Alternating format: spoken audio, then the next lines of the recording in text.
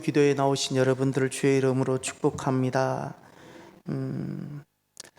하나님께서 우리의 삶과 우리의 건강, 우리의 호흡을 지켜주시고 교회 또한 하나님께서 하나님의 능력으로 지켜주시고 보호해 주시기를 바랍니다.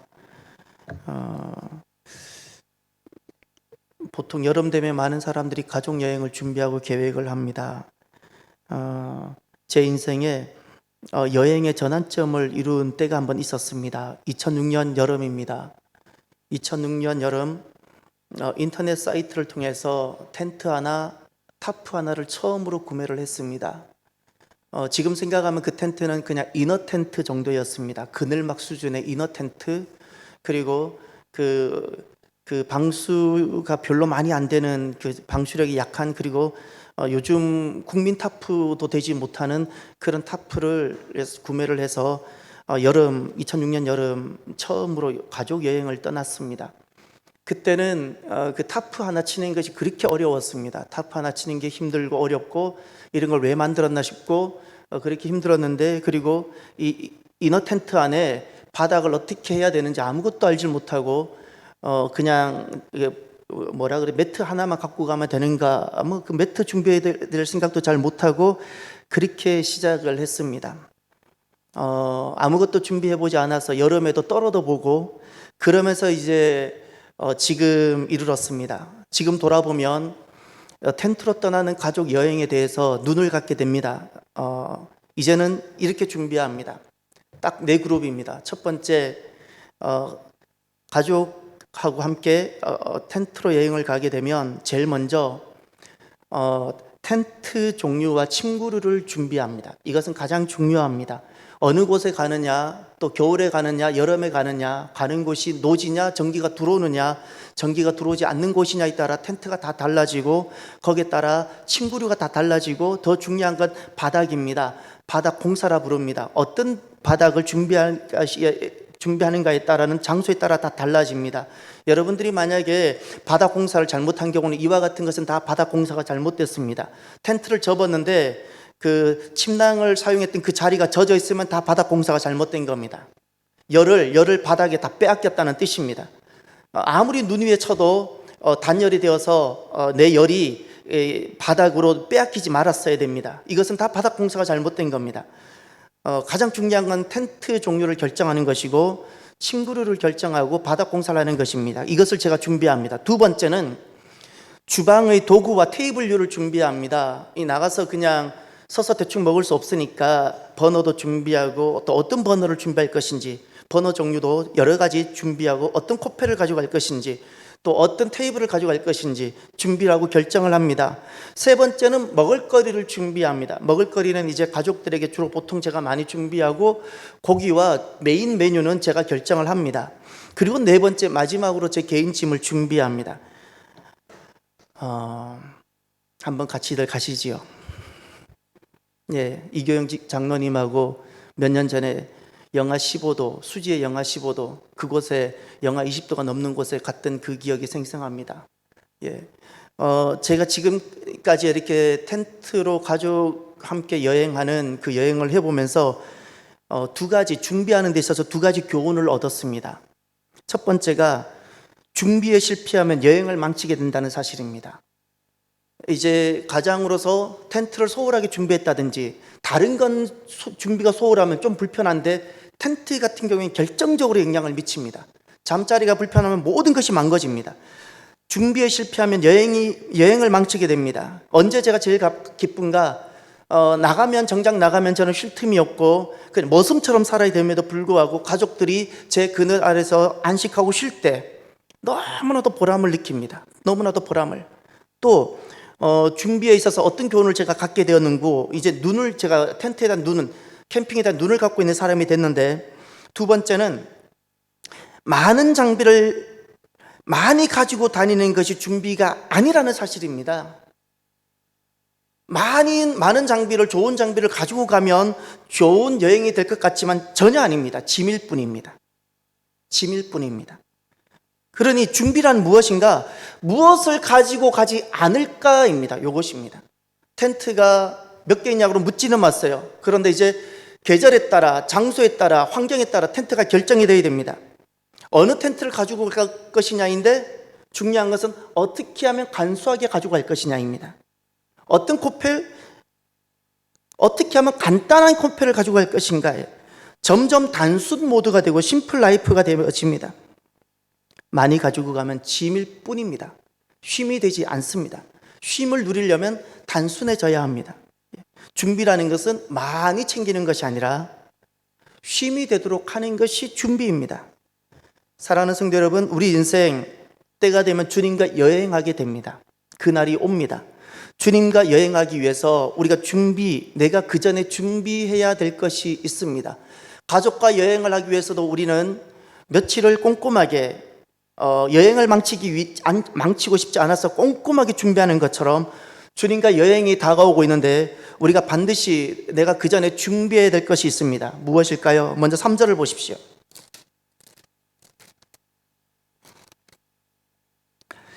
그는 선지자 이사야를 통하여 말씀하신 자라. 일러스되 광야에 외치는 자의 소리가 있어 이르되, 다 함께 봅니다. 너희는 주의 길을 준비하라. 그가 오실 길을 곧게 하라. 아멘. 주의 길을 준비하라 말씀하셨습니다. 주님이 오시는 길, 문제는 주님이 오시는 것이 문제가 아니라 주님이 오시는 그 길을 내가 준비하지 못하는 것이 문제입니다. 주님은 반드시 오십니다. 그런데 오시는 주님 오시는 그 길을 내가 준비하지 못해서 문제가 되는 것입니다. 또 하나, 그가 오실 길을 곧게 하라. 무엇이 곧게 하는 것일까요? 내 안에 주님 오시는 그 길을 내가 준비하는데 준비가 안 되는 것이 있다는 겁니다. 곧지 못하는 것이 있는 거예요. 준비가 되지 못하는 것. 우리가 주님과 이제 여행할 날이 곧 다가오는데 어쩌면 내일일 수도 있는데 주님과 여행하기 위해서 내가 이 땅에서 내가 준비를 해야 될 것이 있습니다. 오늘 본문에 3가지를 말합니다.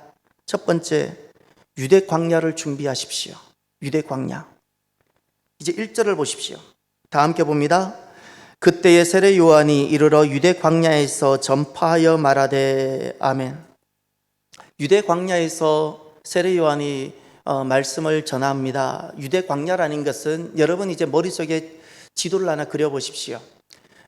염해 바로 위에 요단강 위에 갈릴리 바다 이 3가지가 보입니까? 그림을 그리세요. 그리고 염해 바로 서편 지중해 쪽으로 여러분 이렇게 700에서 900m 산지가 보여야 됩니다. 산지가 있어야 됩니다. 염해는 마이너스 400입니다.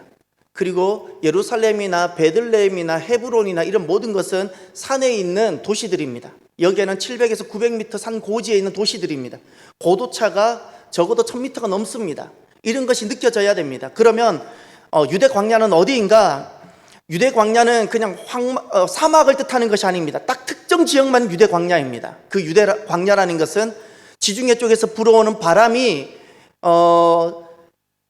부는 그 경사면에 비를 내리고 그 반대편 넘어가는 염해로 요단 계곡으로 넘어가는 그쪽이 건조해지는데 이 지역을 유대 광야라 부르는 겁니다. 그것도 요단강 중상류 지역을 그 유대 광야라 부르지 않습니다. 여리고 조금 위쪽 길갈 정도에서부터 염해 있는 요 정도의 경사면 이쪽을 유대 광야라 부릅니다. 염해가 지나가면 거기에는 이제 다르게 부릅니다. 네게브 남방이라 부릅니다. 남쪽은 네게브 남방이라 부르고 딱 그 지역만 유대 광야라 부릅니다. 그럼 이 유대 광야라는 의미가 무엇일까요? 유대 광야를 준비한다는 것이 광야라는 것은 히브리어로 미드바르입니다. 미드바르. 그런데 말씀이란 뜻이 따바르입니다. 드바르 따바르. 그러니 말씀이란 단어와 광야란 단어가 같은 어근에서 나왔습니다. 왜 유대 광야를 준비해야 할까요? 유대 광야를 준비한다는 것은 무엇일까요? 내 인생 주님과 여행하기 위해서 지금 내가 이곳에서 준비해야 된다는 유대 광야라는 의미는 무엇일까요? 광야란 어떤 곳일까요? 말씀이 임하는 곳입니다. 유대 광야란 특정 장소가 아니라 하나님 말씀이 내게 임하는 곳. 왜 예루살렘을 떠나서 그 혹독하게 느껴지는 유대 광야를 왜 가야 합니까? 그것이 경치가 좋아서? 그렇지 않습니다. 그것은 보물이 많아서? 그렇지 않습니다. 말씀이 임하는 곳. 말씀이 임하는 곳. 유대 광야라는 것은 말씀이 임하는 곳을 말합니다. 말씀이 임하는 곳. 유대 광야에 나를 세운다는 것은 말씀이 들리도록 한다는 것입니다. 내 인생, 내가 주님과 여행하기 전에 내가 반드시 준비되어져야 되는데 그것이 말씀이 들리는 인생입니다. 말씀이. 여러분, 말씀이 들리도록 내 인생을 배수진을 치십시오. 사람이 주님 또 붙잡고 이것도 붙잡으면 말씀이 들리지 않습니다. 말씀이 들리지 않습니다. 유대 광야가 되어져야 됩니다. 유대 광야라는 것은 말씀이 들리도록 내 인생의 배수진을 쳤다는 뜻입니다. 배수진. 죽으면 죽으리라는 심정으로 유대 광야에서는 살려고 갈 수가 없는 곳이에요. 살려면 예루살렘에 있어야 되는데 내가 말씀 하나 듣기 위해서 내 인생의 배수진을 치고 내가 가는 곳이 유대 광야입니다. 유대 광야. 유대 광야는 말씀이 들리는 곳, 말씀 하나 듣고자 내가 준비하는 곳입니다. 그러면 내 인생, 이렇게 인생의 배수진을 치면 친 유대 광야의 모습은 어떤 모습일까요? 이제 2절을 보십시오. 2절. 이 모습이 유대 광야에서 배수진을 친 모습입니다. 회개하라, 천국이 가까이 왔느니라 하였으니 아멘. 천국, 하나님 나라, 하나님이 왕으로 통치하시는 나라, 우리가 예수님과 그날 여행할 바로 그날, 우리가 그렇게 갈망하고 기다리는 바로 그날, 어린이들은 그 마치 운동회를 기다리는 그날, 소풍을 기다리는 그날처럼 정말 하나님 백성이라면 하나님을 만나는 바로 그날, 그날이 천국이라고 표현되고 있어요. 그날이 가까이 왔다. 인생의 배수진을 친 유대 광야의 인생의 모습은 천국 그날을 기다리는 모습입니다. 천국 그날을 기다립니다. 광야는 천국을 소망하지 않으면 절대 그곳에 머무를 수 없는 곳입니다. 왜냐하면 광야는 4가지 무가 있습니다. 4가지 무. 이것이 광야입니다. 그래서 광야라는 것은 내 인생의 배수진을 치는 것인데 내 인생의 4개를 없애는 겁니다. 첫 번째가 무력입니다. 광야는 내가 지금까지 가지고 있었던 모든 지식의 힘, 재정의 힘, 모든 능력을 제로로 만드는 곳입니다. 무력하게 하는 것. 돈이 통용되지 않는 곳입니다. 지식이 통용되지 않는 곳입니다. 어떤 것도 통용, 내 힘이 무용지물 되는 곳이 광야입니다. 그래서 광야는 첫 번째 무력입니다. 무력. 두 번째, 광야는 무인입니다. 지금까지는 내가 이 사람과 함께 살고 이 사람이 도움도 없고 사람 손 붙잡고 내가 즐겁게 손잡고 다녔다면 광야라는 것은 사람 없습니다. 무인입니다. 나를 도와줄 사람, 내가 힘들 때 내가 손을 붙잡을 사람 없습니다. 이곳이 광야입니다. 광야. 사람 소리 좀 끊어보십시오. 사람 붙잡은 손 좀 내려놓으십시오. 언제까지 사람 붙잡고 소풍하듯이 그렇게 살겠습니까? 살 것입니까? 세 번째, 이 광야는 무식입니다. 이 식자라는 것은 먹는다는 뜻입니다. 모든 풍요가 끊어진 것이 음식이 없습니다. 아무것도 없습니다. 가보면 그곳에 땅을 팔 수도 없습니다. 씨를 심을 수도 없는 곳입니다. 모든 풍요가 끊어지는 곳입니다. 이것이 광야입니다. 네 번째, 광야는 무망입니다. 모든 가능성, 모든 희망을 가질 수 없는 곳. 그래서 광야는 인생의 배수진을 치지 않으면 절대 어떤 누구도 자기 개인적인 지식과 자기 의지로는 설 수 없는 것, 만들어낼 수 없는 곳입니다. 이렇게 유대 광야가 준비되고 인생의 배수진을 칠 때 비로소 내 안에 이루어지는 것이 천국을 사모하고 마지막 때를 살게 됩니다. 마지막 때를. 그리스도인은 예수님을 만나고 나서부터 날마다 마지막 때입니다. 마지막 때. 사람을 볼 때 성품이 중요하고 귀합니다.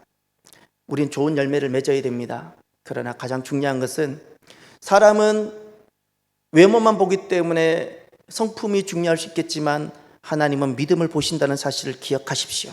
차라리 욕 한번 하더라도 하나님 보셨을 때 믿음이어야 돼요. 너무나도 고상하고 법 없이도 살 수 있을 것 같지만 믿음이 아닌 그 사람이 진짜 죄인입니다. 진짜 죄인입니다. 고상한 척 그렇게 가면 쓰지 마십시오. 죄인일 뿐입니다. 차라리 덜 다듬어졌을지라도 믿음이기를 바랍니다. 종말론적으로 사시길 바래요. 종말론적으로. 고상한 척하는 것은 그리스도인이 절대 아닙니다. 그것이 유교가 가져다 주는 거짓된 영성들, 교회는 반드시 부숴야 됩니다. 그것을. 거짓된 영성은 복음의 영성이 아닙니다. 고상한 척하는 것, 중요한 것은 덜 다듬어졌을지라도 변화되어야 됩니다. 변화. 그러면 이렇게 천국을 사모하고 기다리는 유대 광야의 모습, 그렇게 살아가는 모습이 이제 4절에 등장합니다. 4절 한번 보십시오. 말씀을 기다리기에 말씀이 들리는 곳으로 가서 천국을 사모하며 마지막 때를 살아가는 사람의 모습이 4절에 나오는데, 이 요한은 낙타털 옷을 입고 허리에 가죽띠를 띠고 음식은 메뚜기와 석청이었더라. 아멘. 천국을 사모하고 말씀이 임하는 유대 광야에서 살아가는 한 사람을 우리에게 소개해주고 있습니다. 세례 요한입니다. 자, 그가 입고 있는 옷이 있습니다. 세례 요한의 의복이 보입니까? 낙타털 옷입니다. 예, 요즘 아마 우리 여성도들은 되게 좋아할 것 같습니다. 예, 털옷이니까 털옷을 되게 좋아하는 것 같아요. 모피. 예. 그래서 세례 요한은 되게 좋은 옷을 입고 있었나 보다고 생각할지 모르겠습니다. 또 가죽띠, 예, 남자들 되게 좋아할 것 같아요. 가죽 허리띠. 예. 또 음식은 무엇이죠? 메뚜기와 석청. 메뚜기라는 것은 그 언어 유희인데, 이 메뚜기라는 것은 우리가 오늘날 그 들판에 뛰어다니는 메뚜기가 아닙니다. 메뚜기가 아니고, 이 메뚜기라는 것은 무엇인가 하니 지엄나무 열매를 메뚜기라는 같은 발음입니다. 메뚜기라는 발음과 지엄나무를 뜻하는 단어가 발음이 같아요. 그 직역을 하면 메뚜기도 될 수 있어요. 그러나 실상은 어느 누구도 광야를 한번 나가보세요. 광야에 가서 제게 메뚜기를 잡아와 줄 수 있으면 잡아와 주세요. 풀도 없는데 무슨 메뚜기가 있습니까, 여러분? 유대 광야를 단 한 번만 가봤어요. 풀이 없는데 무슨 메뚜기가 있습니까? 메뚜기조차도 죽어버리는 곳인데, 거기는 지엄나무 열매입니다. 지엄나무 열매. 그리고 거기 석청이란 무엇인가? 우리는 이 석청을 그 토종꿀로 생각하는 것 같아요. 아니요. 꽃이 없는데 무슨 꿀이 있습니까? 토종꿀이 아닙니다. 이 석청이라는 것은 종려나무 열매, 종려나무 대추야자가 이만큼 열리는데, 이만한 크기의 열매가 이렇게 막 실타를 타고 주렁주렁 실마다 이렇게 주렁주렁 맺혀서 이런 한 다발이, 이만한 다발이 한 종려나무마다 열리는데, 그것을 가지고 시럽을 만들어 놓은 것을 우리 번역에는 석청, 그리고 영어에도 마치 야생꿀처럼 이렇게 번역을 해 두었지만 실제로는 종려나무 열매이고, 구약 성경에 진짜 꿀로, 우리가 먹는 꿀로 다루어진 것이 몇 번 안 됩니다. 그리고 구약 성경에, 신약 성경에 꿀이라고 나온 것 중에 오늘날 우리가 벌이 만들어낸 꿀과 유대인들이 먹었던 종려나무 시럽하고를 구별해야 됩니다. 그러나 같이 다루어지고 있는데 이것을 구별해야 됩니다. 그러면 세례 요한의 의복과 세례 요한이 먹었던 음식들이 뜻하는 바가 무엇인가? 여러분, 말씀을 임하는 곳에 서서 마지막 때로 살아가는 사람은 어떤 삶을 살아가느냐? 모든 것이 가능하다고 다 살지 않는다는 사실입니다. 다 먹을 수 있다고 먹고 다 가능하다고 사는 것이 아니라, 얼마든지 가능하지만 내가 오시는 주님을 준비하기 위해서 나 스스로 구별한다는 사실입니다. 무엇을? 삶을 구별합니다. 삶을 구별합니다. 모든 것이 가능하지만 내가 무엇이 오시는 주님을 기다리며 말씀이 임하는 심령으로 살아가는 것이 도대체 무엇인지, 내가 말씀이 임하도록 하기 위해서 모든 것이 가능하지만 나는 내가 스스로 구별합니다.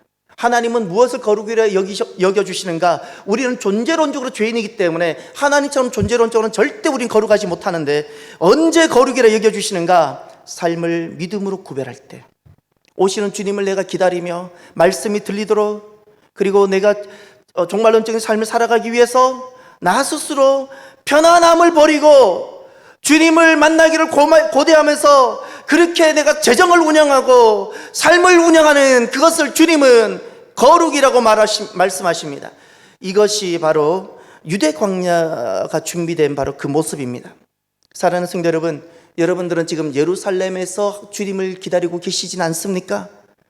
광야입니다. 유대 광야에 됩니다. 유대 광야. 제 목양실 혹시 올라와 보셨습니까? 목양실 입구에 조그만한 문패가 있죠? 무엇이라 적혀져 있죠? 혹시 보셨어요? 미드바르라 되어 있습니다. 어느 사람이 제게 그러더라고요. 왜 목사님 그 험하게 이름을 좀 지을 때 예쁘게 짓지 미드바르가 무엇이냐고, 광야가 무엇이냐고. 좀 여기 목사님 계시는 곳에 좀 좋은 이름 짓지. 아니요, 저는 제가 가장 좋은 걸 택했습니다. 가장 좋은 거. 사람이 어떤 인생일지라도 그가 목사든 그가 누구든 광야로 나가지 아니하면 말씀이 들리지 않습니다. 말씀이 들리지 않아요. 사람은 죄인일 뿐입니다. 죄인일 뿐이에요. 광야로 나가야 돼요. 예루살렘에서 말씀을 기다리고 있는 것이 그래서 죄인인 겁니다. 예루살렘을 떠나서 광야로 가야 돼요. 말씀은 광야에 임하는 겁니다. 이것이 우리가 준비해야 될 첫 번째. 두 번째, 주님과 여행하기 위해서 우리가 준비해야 될 것이 있습니다. 무엇일까요? 죄를 자복하는 것입니다. 5절과 6절을 보십시오.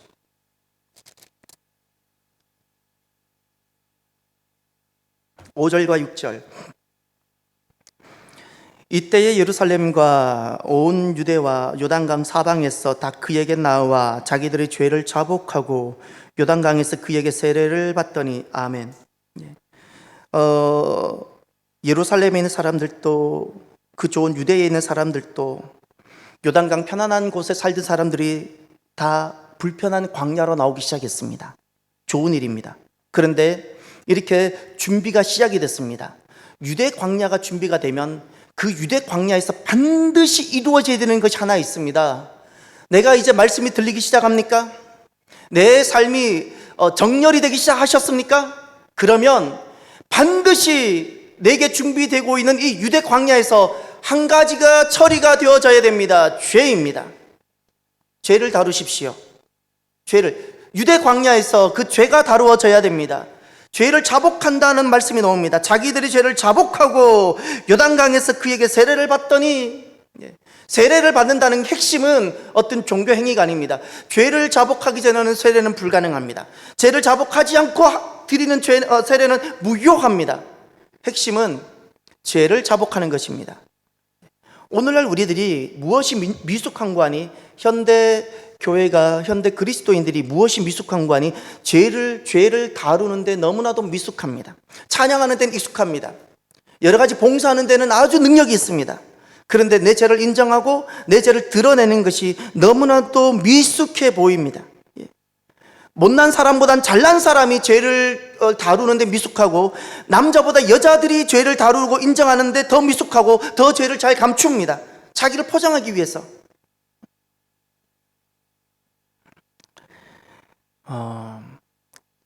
지금 저는 도전하고 싶고 반드시 증명해 보고 싶은 몇 가지들이 있는데, 그 중에 하나가 심리학의 포로가 된 이 복음을 저는 도전하고 싶고, 복음이 심리학에서 말하는 그 모든 것들이 얼마나 허황되거나 잘못된 이론이었는지를 저는 명백하게 한번 증명해 보고 싶습니다. 예를 들어 이런 겁니다. 상처. 주님을 만났는데 온통 상처가 가득해요. 어떤 일이 해결이 됐는데도 트라우마를 이야기해요. 계속 트라우마, 상처. 저는 다시 한번 질문을 해봅니다. 정말 제사함을 경험해 보셨어요?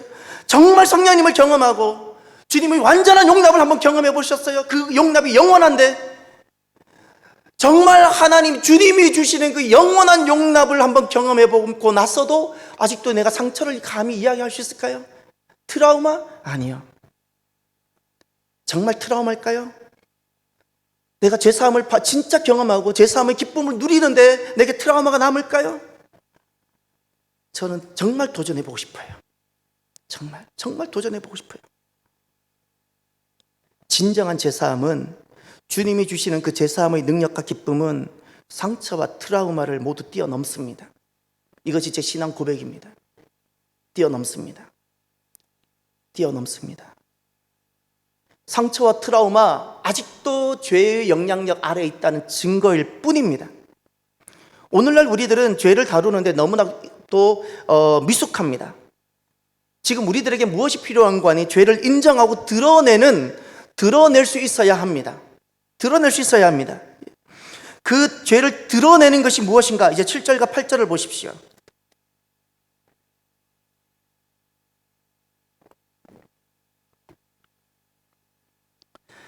유한이 많은 바리새인들과 사두개인들이 세례 베푸는 대로 오는 것을 보고 이르되 독사의 자식들아, 누가 너희를 가르쳐 임박한 진노를 피하라 하더냐? 그러므로 회개에 합당한 열매를 맺고. 아멘. 회개에 합당한 열매를 맺으라 말씀합니다. 죄를 인정하고 드러내야 합니다. 내가 죄를 인정하고 드러낼 수 있어야 됩니다.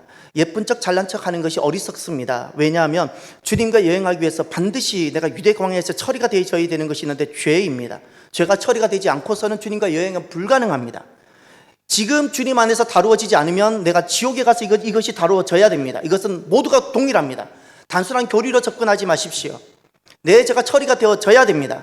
그러면 죄가 처리가 되는 모습을 한번 보십시오. 어떻게 말씀하셨는가 하니 먼저 설명이 하나 필요한데, 많은 바리새인과 사두개인이 이 죄의 문제를 처리하고 싶어서 나와왔습니다. 그런데 하나님은 세례 요한을 통해서 무엇이라 그들을 불렀는가를 보십시오. 독사의 자식들이라 그랬어요. 독사의 자식이라는 것은 독사의 종족이라는 겁니다. 이 말은 다른 말로 말하면 마귀에게 지금까지 편승해서 마귀 종족으로 살았다는 겁니다. 그 뜻입니다. 너가 마귀 편이 되어서, 마귀 종족이 되어서 하나님의 백성이 아니라 마귀 종족으로 지금까지 살아왔다는 겁니다. 그것을 지금 하나님은 고발하시는 겁니다. 그렇기 때문에 죄를 드러나고 인정하는 데 있어서는 반드시 무엇이 필요한가? 8절을 보십시오. 그러므로 회개에 합당한 열매를 맺어라. 이것은 회개한 내가 회개에 노력을 한다는 뜻이 아닙니다. 내가 지금까지 하나님을 대적하며 내가 마귀에 편승해서 마귀 짓을 하며 마귀의 종족이 되어 지금까지 내가 살아온 것을 내가 돌이키고 주님께 돌아오는 데는 회개의 값을 지불해야 된다는 뜻입니다. 회개의 값이에요. 이것은 고난을 말합니다. 아파야죠. 회개의 값을 지불해야 돼요. 이것이 회개에 합당한 열매입니다. 우리는 회개에 합당한 열매를 지불할 준비가 되어져 있어야 합니다. 회개에 합당한 열매를, 내 죄값을 이 땅에서 지불하는 것이 복된 사람입니다. 안 그러면 내가 지은 죄값은 반드시 지불되어져야 되는데, 이 땅에서 지불되어진 사람은 지혜롭고 복된 사람입니다. 그렇지 않으면 영원한 지옥에서 그것이 다루어져야 됩니다. 여기서 지불되어져야 됩니다. 그런데 여기에는 아픔도 있고 낮아짐도 있고 무너짐도 있고 병듦도 있을 수 있고 약해짐도 있을 수 있는데 즐거워하십시오. 회개에 합당한 열매를 맺는 사람이 복되고, 그 사람이 오시는 주님을 준비하며 주님과 여행할 준비가 된 사람입니다. 특별히 반드시 하나 버려야 되는 것이 있습니다. 9절을 보십시오. 죄를 자복하는 데 있어서 반드시 버려야 되는 것이 있는데, 제가 말씀을 읽을 테니까 무엇이 버려져야 되는가를 보십시오. 속으로 아브라함이 우리 조상이라 생각하지 말라. 내가 너희에게 이르노니 하나님이 능히 이 돌들로도 아브라함의 자손이 되게 하시리라. 아멘. 왜 아브라함, 갑자기 이 다가오는 많은 바리새인들과 서기관이 임박한 진노를 피하고 죄를 처리하기 위해서 오는 이들에게 왜 하나님은 세례 요한을 통해서 너가 아브라함이 우리 조상, 우리 아버지라고 말하지 말라, 생각도 하지 말라고 왜 말씀하셨을까요? 왜 그 말씀하시면서 이 돌들로도 아브라함의 자손이 될 수 있을 수 있다라고 왜 그렇게 말씀하셨을까요? 아브라함의 뜻하는 바가 무엇일까요? 아브라함의 자손, 아브라함은 내 아버지, 내 조상이라고 뜻하는 바가 무엇일까요? 특권 의식들, 나의 자랑들, 내 이름을 높이는 것들, 반드시 버려야 합니다. 내가 아브라함의 자녀라는 겁니다. 아브라함이 내 아버지라는 겁니다. 이와 같이 나를 이렇게 높이는 어떠한 것들, 이것이 나의 아브라함입니다. 나의 아브라함. 여러분들은 어떤 아브라함이 있습니까?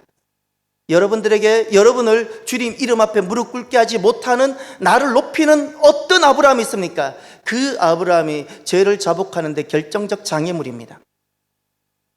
어떤 아브라함이 있습니까? 그 아브라함이 버려야 됩니다. 왜냐하면 저 돌들조차도 주님은 아브라함의 자손이 되게 할 수 있다는 사실을 기억하십시오.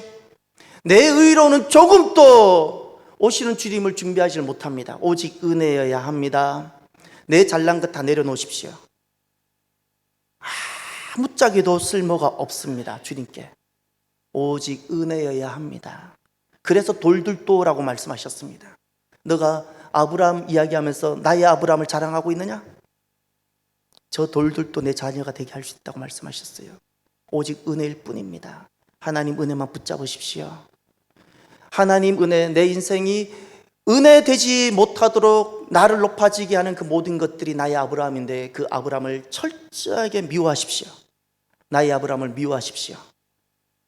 그것을 버리십시오. 그것이 죄를 자복하는데, 죄를 처리하는데 결격 사유가 됩니다. 유대 광야가 준비가 되어져야 되는데 그 유대 광야에서 반드시 우리가 다루어져야 되는 것이 죄가 처리되는 것입니다. 오늘 저와 여러분들은 어떻게 죄가 처리가 되고 있습니까? 주님은 크게 두 가지로 내 죄를 다루십니다. 내 삶으로 죄를 처리해 가시고 입술의 고백으로 죄를 처리해 가십니다. 두 가지가 같이 있기를 바랍니다. 내 입술로 내 죄를 인정하고 그리고 삶으로 주님께서 나를 낮춰가는 이 모든 것에 겸손히 순종하고 따라오시길 바랍니다. 내 죄가 처리되는 겁니다.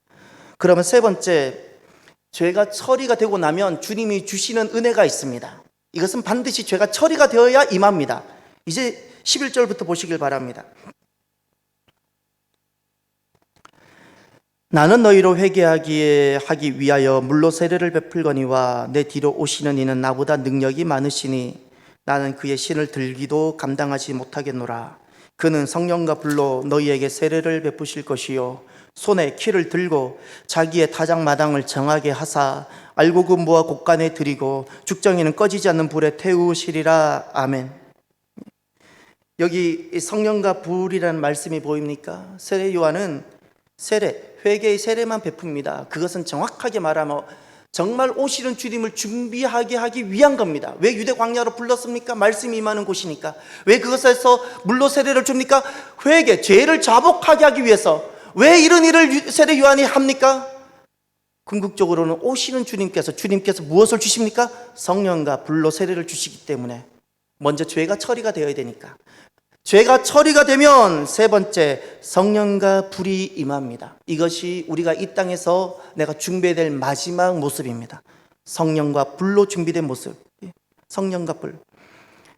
성령과 불이 같은 의미입니다. 불은 비유이고 그 실체는 성령님입니다. 성령님이 임합니다. 언제 임합니까? 죄가 처리가 될 때.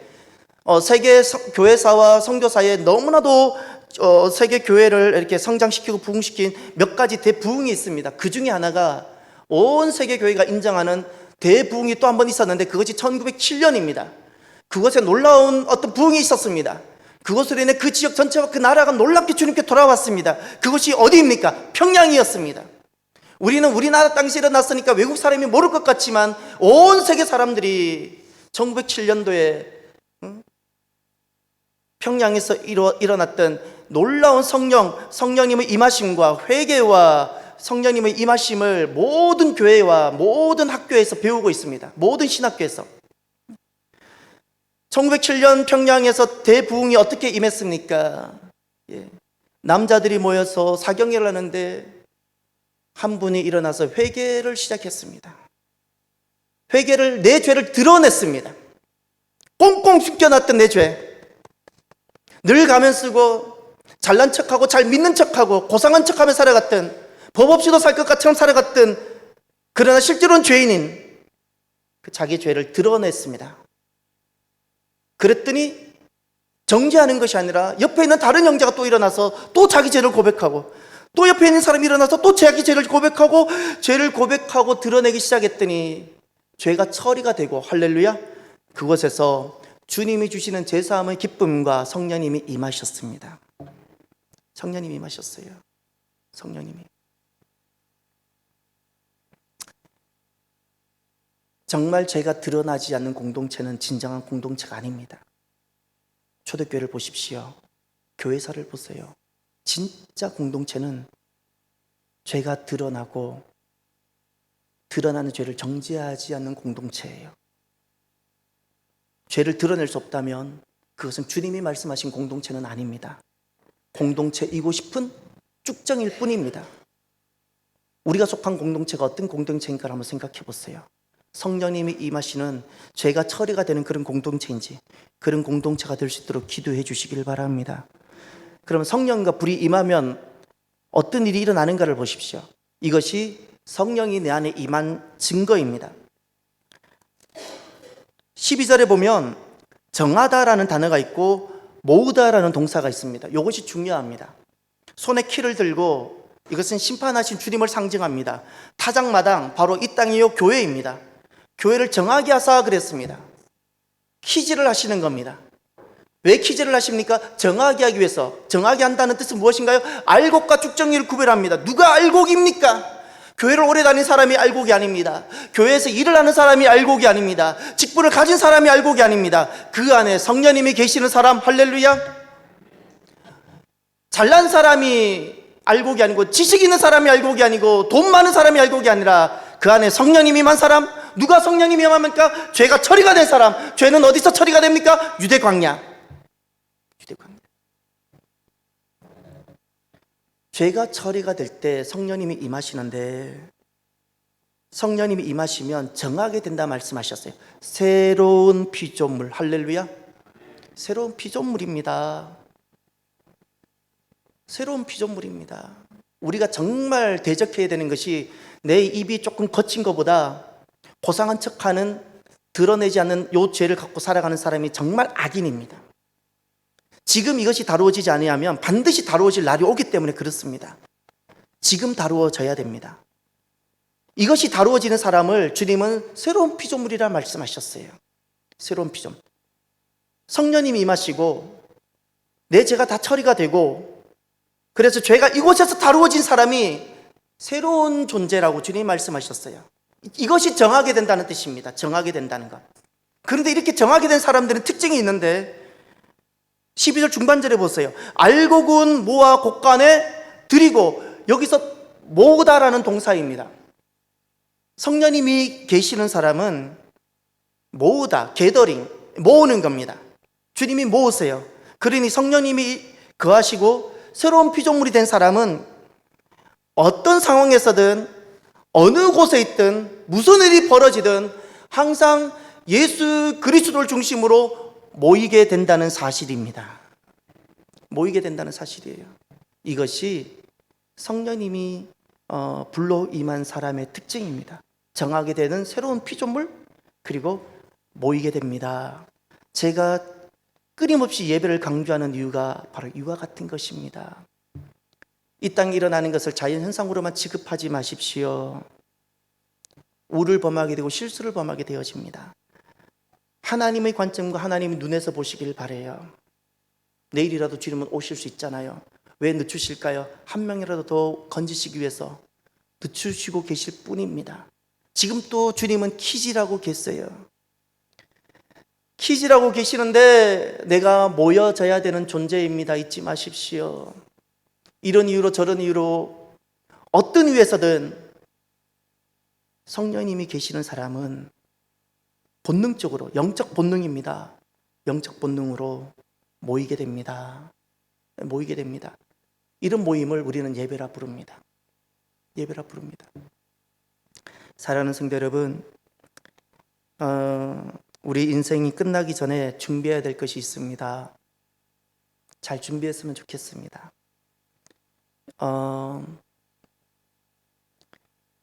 유대 광야가 준비가 되기를 바랍니다. 유대 광야의 핵심은 말씀이라는 사실 꼭 기억하십시오. 말씀입니다.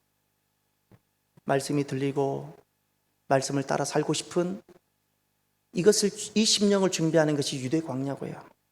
죄의 자복입니다. 나를 드러내야 됩니다. 잊지 마세요. 우리 너무나도 드러내지 않고 고상한 척, 깨끗한 척 합니다. 아니요. 지금 아파야 됩니다. 회개의 아픈 값을 지금 지불하고 여러분 그날에 자유하시길 바랍니다. 명심하셔야 돼요. 죄는 반드시 다루어집니다. 지금 처리가 되어져야 돼요. 그리고 죄가 다루어지면 주님께서 어떤 트라우마나 어떤 상처도 기억나지도 않을 만큼의 은혜를 주십니다. 이것이 성령님입니다. 할렐루야. 새로운 피조물이라는 사실을 잊지 마세요. 더 이상 우리는 과거의 죄나 상처나 트라우마에 매이지 않는 존재를 말합니다. 완전히 새로운 존재입니다. 더 이상 트라우마 같은 것에 매이지 마십시오. 그것은 내 죄가 아직도 처리가 되지 않고 죄의 영향력 아래에 있다는 것일 뿐입니다. 성령님이 주시는 그 능력 아래 완전한 새로운 피조물로 그렇게 우리 인생 주님과 여행하기 위해서 준비해가는 저와 여러분이 되기를 바랍니다. 기도합시다. 이 시간